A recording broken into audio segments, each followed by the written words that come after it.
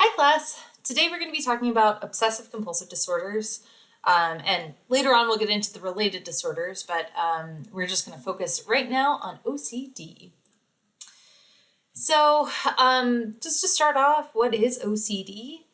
Diagnostically, what we have to have is both obsessions, not both.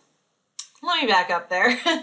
For OCD, we have to have repeated obsessions, compulsions, or both of them. So you can actually get this diagnosis if you just have obsessions or you just have compulsions. And we'll talk a little bit more about what obsessions and compulsions are.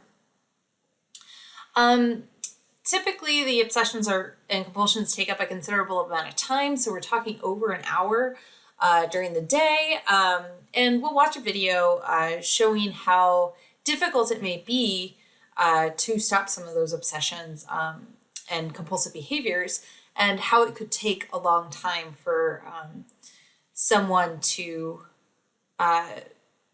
stop doing those.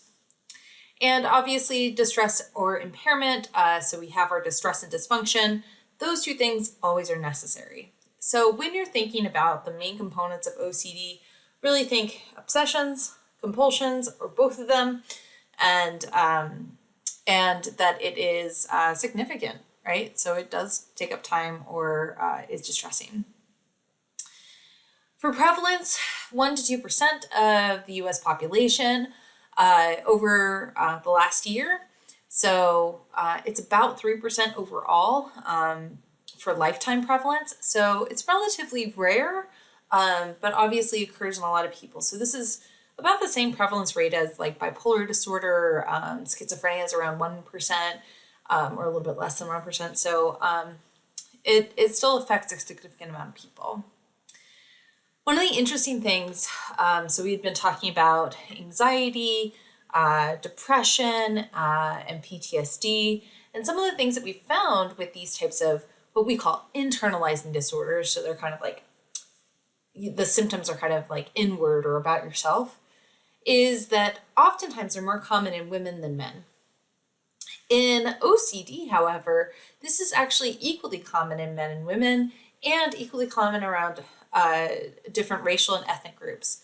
So it really is kind of rare in these internalizing disorders where you actually see that it is pretty common across. More than 40% of those with OCD actually do seek treatment, and we will see kind of some examples of why that might be. So I do want you to know the difference between obsessions and compulsions. Obsessions really are our thoughts. So we have obsessive thoughts that are intrusive, so they come at times that we don't want them to come. They aren't necessarily something that we want. So these obsessions might be something that could be taboo, and oftentimes it is. So there might be like a sexual obsession. So you might think about something sexual in nature and you don't want to, you think it's not good for you to do that. And so that is what we mean by that, both being intrusive and foreign.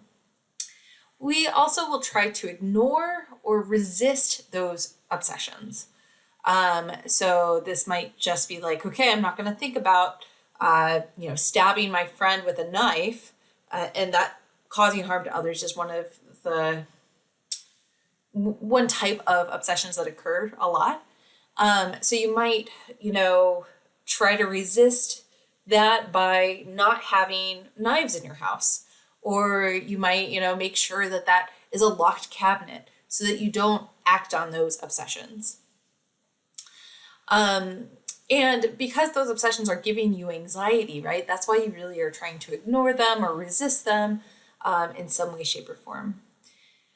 And as I was saying, having common themes, so themes of like contamination. So you might see someone being afraid that germs are contaminating things in their house. There might be themes of harming someone else, so like stabbing somebody or hurting somebody, even though that's not something that they want, or like sexual taboos. All of those are kind of those common themes that you often see. Compulsions are behaviors. So obsessions are our thoughts. Compulsions are the behaviors that we do to get rid of those thoughts. Technically, you can have a compulsion without necessarily having obsessions, but oftentimes we see them go hand in hand. That's why it is obsessive compulsive disorder. But again, you can see just compulsions by themselves without the kind of obsessive thoughts that are going along with it. So these are voluntary acts that we do. It feels like we have to do them. So a compulsion might be something like checking the stove. So making sure, okay, the stove is set to off, and all of the burners are off and all of the oven is off. Okay, that's great. But I'm not sure if it's really off, so I might have to check it multiple times. So they feel like they are unstoppable.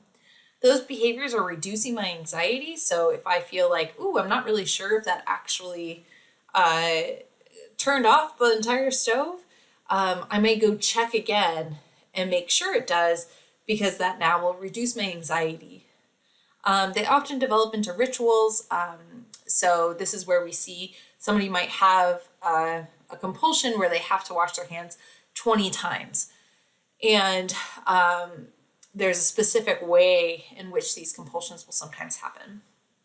And again, we see some common themes in this. So if you have an obsession about contamination and things might be contaminated with germs, a compulsion is oftentimes washing your hands.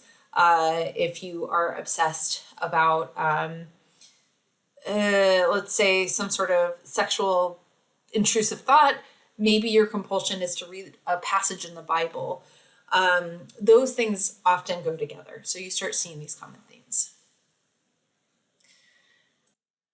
So I do want to say, though, we oftentimes have normal routines. So this goes above and beyond this. So, we have this certain things about how we actually do things. So these are a percentage of the population who follow different routines. So maybe we want to button our shirts from top to the bottom. It would be really weird to do it from the bottom to the top. Maybe cracking our knuckles. Okay, I do that for sure. Sleeping on a particular side. I definitely am a left side sleeper when I go to sleep, but yeah. Or how we eat our corn, right? So there are certain things that we often do. So what is setting apart obsessive compulsive disorder, again, is that distress and dysfunction, right? Is this taking a large amount of my time, and is this something that is dysfunctional? So let's go ahead and check out a case study and what she's experiencing with OCD.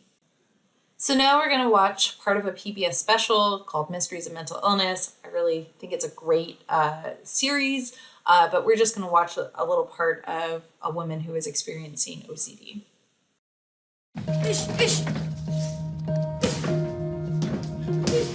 My dad taught me how to water ski when I was 4. I've done team sports. I got involved in running in high school. While I was in college, that's where I actually found boxing. I dedicated everything to boxing. I won the Olympic trials for 2021 Olympics. And now I'm in the top 3 in the world. So getting the gold is definitely doable. What are you doing, Jenny? I just felt like my feet got very, very contaminated, and it made my anxiety go to a 10. It makes the world feel like everything's falling down. I feel like I'm gonna throw up, my heart's racing, I'm foggy, I can't think straight. Boxing is the only thing that takes me away from my obsessive thoughts and my OCD world. Like, I know I'm a strong-willed person, and I have good self-control when it comes to boxing. But when it comes to my OCD, it's like no self-control. I use like 8 to 12 toothbrushes in one session because I might brush it for 10 seconds, be like, oh, the brush feels contaminated. I don't know why. I get this thought, it feels contaminated, throw away, grab a new one.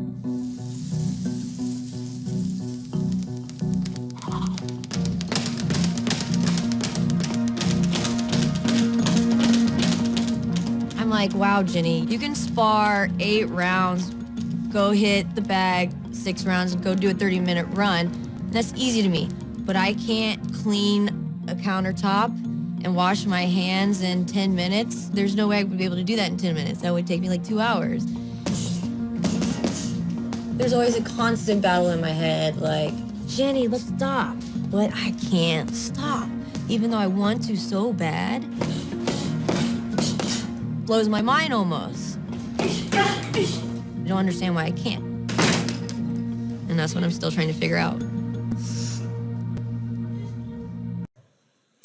So those experiences that Jenny were having, as you can see, she had some obsessions of these intrusive thoughts about contamination, right? So she was feeling that her feet were contaminated, and so she had to put them in special bags, and so she feels like she has to do something about that, right? So those thoughts of contamination makes her do these compulsions. So the compulsion of changing out her toothbrush every couple of strokes. So if she feels that that toothbrush is contaminated, now she has to throw it out and get another one. So this is really where we see both those obsessions and those compulsions. In our next video, we're going to talk about what are the causes of this, so the biopsychosocial formulation. And yeah, I hope you learn a little bit of something.